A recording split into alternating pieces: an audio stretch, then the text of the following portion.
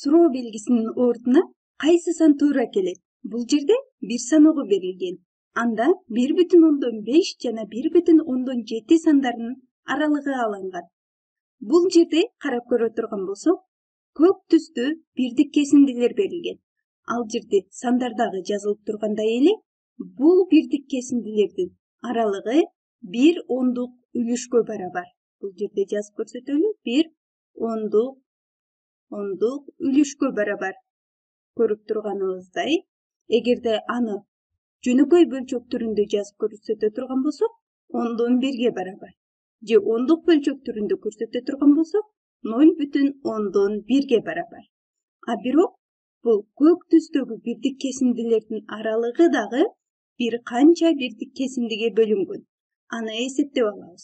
Мисалы, бул жерде бир бирдик кесинди деп ала турган болсок, анда 1, 2, 3, 4, 5, 6, 7, 8, 9, 10. Демек, бул бирдик кесиндинин аралыгы дагы 10 бирдей бөлүккө бөлүнгөн. Анда бул көк түстөгү бирдик кесиндинин аралыгындагы ар бир бирдик кесиндини биз жүздүк үлүш деп атап алабыз. 100/1 барабар. Жана биз бул жашыл чекитке чейинки болгон аралыкты аныктап алуубуз керек. Эгерде ар бир бирдик кесиндинин аралыгы 100/1 барабар боло турган болсо, бул жерге чейин канча бирдик кесинди болот? Аны эсептейбиз. Бул жер 100/1 барабар, бул жер дагы 100/1 барабар. Анда 1, 2, 3, 4, 5, 6, 7. 7 100/1 барабар экен. Демек, 100/7 барабар. 100/7.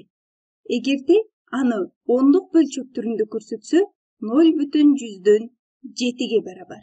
А бирок бул чекиттин башталышы 1,5 санынан башталып жатат. Демек, 1,5 санына кошуубуз керек биз андан кичине болгон бирдик кесиндилердин аралыгын, ал 0,7. 0,7. 1,5ге 0,7ni кошобуз. Анда сумма 1,157 барабар. Анда бул жерден айта алабыз, чекиттин ордуна туура келүүчү сан 1,157.